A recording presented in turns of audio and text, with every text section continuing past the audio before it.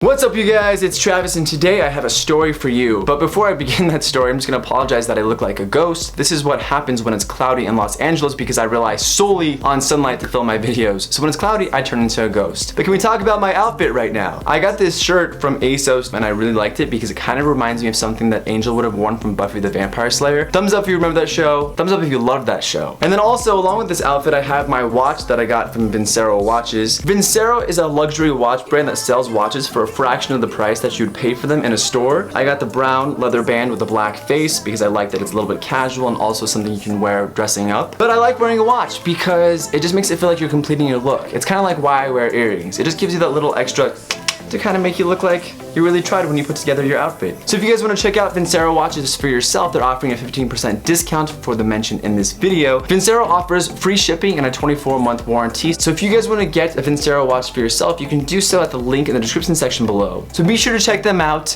And now we're gonna get into my story of why I hate being gay. It's not all rainbows and unicorns and mojitos made from scratch. So I'm gonna tell you guys a little bit more about that today in the form of a story. So let's begin.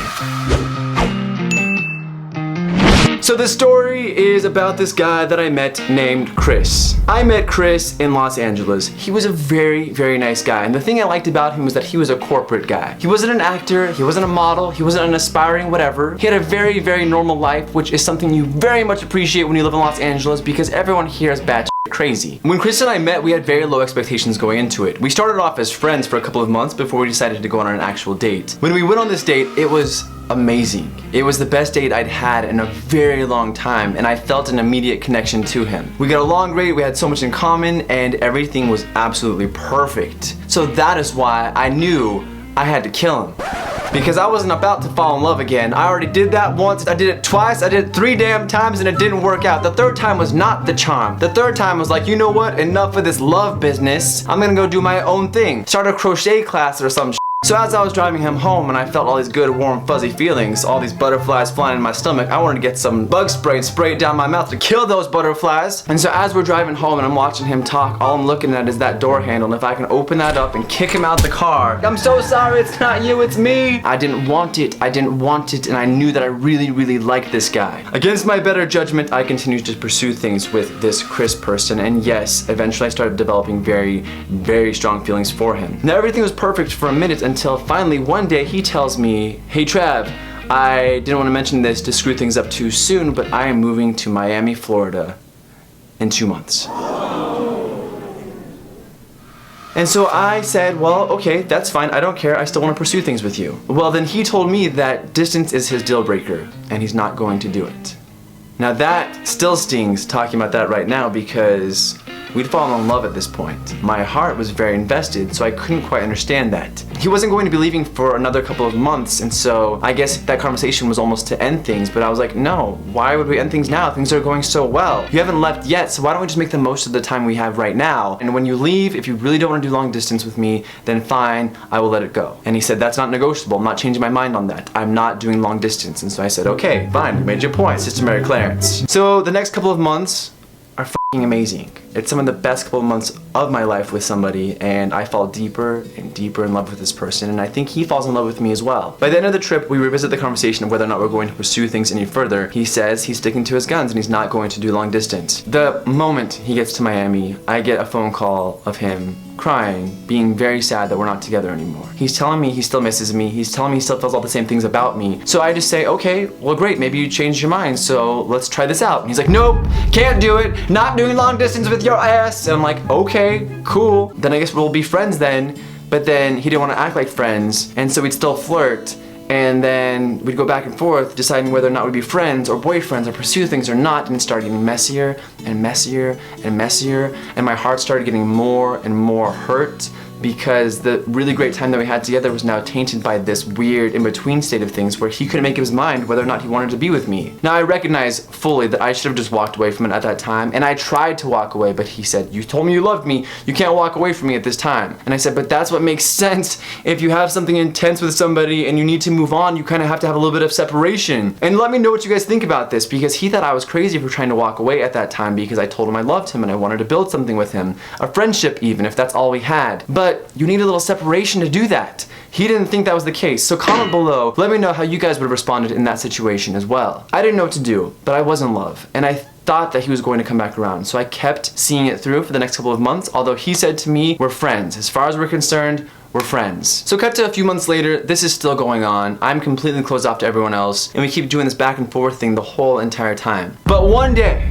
I get a message from my friend who says that he sees Chris on Tinder.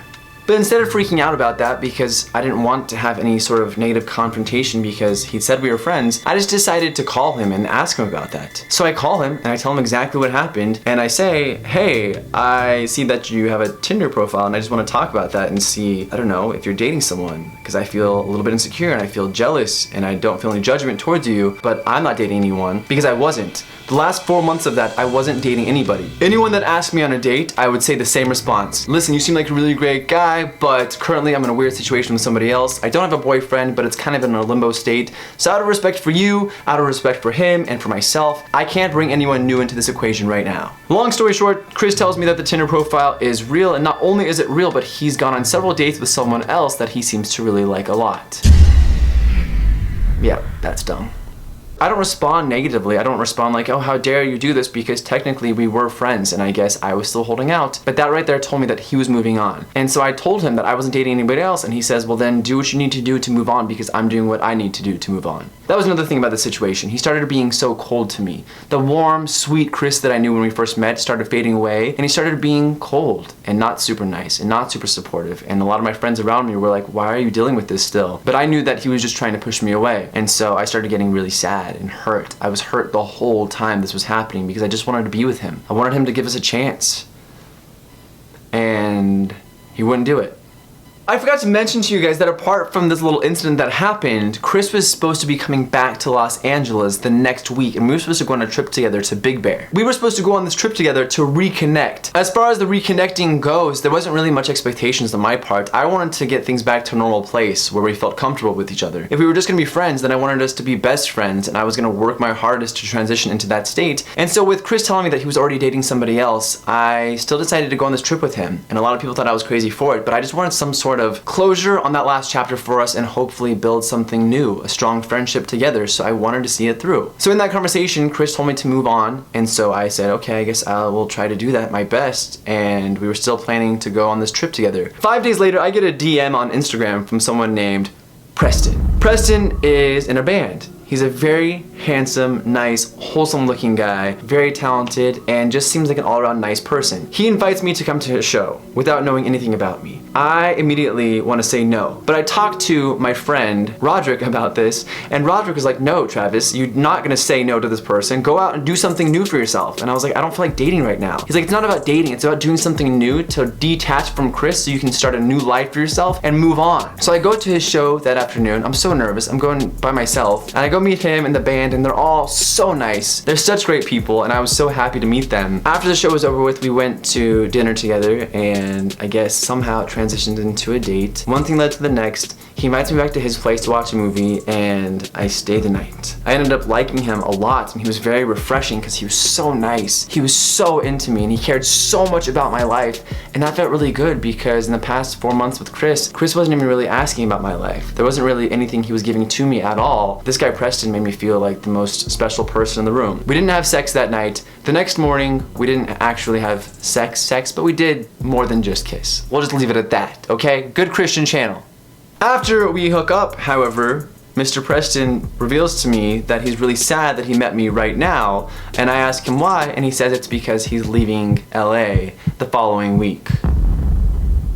So he says he's leaving because this is the end of his tour and he's going back home. And so I'm sitting there like so bummed because I just had a really strong connection with this person. So again, knowing that Preston was leaving, I decided to still make the most of the time that we had together. So we connected a little bit more before he left, and then finally Preston boarded a plane and left Los Angeles, and I was back to square one. But now I felt good about going on the trip with Chris because I had something else going on that was completely independent of him. I finally had something that was mine, that was separate from Chris, and I stopped investing everything in him so that I could move on. Anyway, Chris arrives in town and I feel really good about seeing him. I'm very happy to see him, and I'm being very warm. He's being kind of cold, a little bit distant, but I figure he'll warm up over time as we continue with our trip. The next day we go on our trip to Big Bear, which is a couple of hours away, so we have some time to talk. This is where it gets interesting. As we're driving, Chris is navigating on my phone and somehow he ends up on my Instagram account. That's not really strange because we have a pretty open relationship, so he can check my stuff out because there's nothing I really have to hide. I don't really hide stuff, I hate the feeling of that. So as we're driving, Chris is navigating for me on my phone and he's on my Instagram account, and then suddenly he says to me, "Oh, how do you know Preston?" Oh my gosh. I'm like squeezing the steering wheel in this moment because I don't know what to say. I know I'm not going to lie, but I also don't know what's appropriate to talk about in this moment with Chris. And so I just say, "Oh, it's someone that I met just a few days ago." "Really? How'd you guys meet?" Oh Lord, oh Lord, oh Lord, oh Lord. Oh, I'm like panicking. There is a nuclear meltdown happening in my chest and I'm sitting there just holding the steering wheel, driving, and I say, "We met through Instagram." Instagram? Really? Was this a date? It didn't start off as one. So it ended as a date. Did you stay the night with Preston? Did you hook up with him?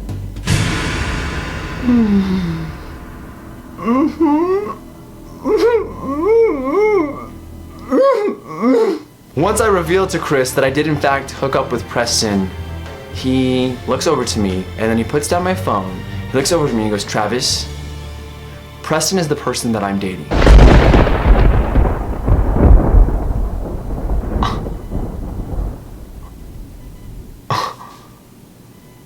I find out in this conversation that Preston was going back home to Miami, Florida, where he and Chris had been going on several dates before he came to LA on tour to go on that date with me. So to wrap up this story, yes, Chris said that he was going to continue pursuing things with Preston, and I hadn't talked to Preston since he left, and so I hated it. But to be honest, I love Chris so much that if Preston was someone that would actually genuinely make him happy, I would be happy for him. Because what could I say? What could I say to stand in the way of that? And if Preston made him happier than I ever could, then I just wanted to do the right thing. I was a little bit hurt on both sides, but I also realized I didn't have much room to be hurt, I suppose. And so I gave him my support, and I told him that I would be there for him no matter what. We still had a really good time on our trip, and yeah, I guess what happens from that point forward is not really my business, but I tried to do the best thing that I possibly could, and that's not the point of the story anyway. The point is, this is a reason why I hate being gay. And I guess that's all I have for right now. So thank you guys so much for watching, and we'll see you next time.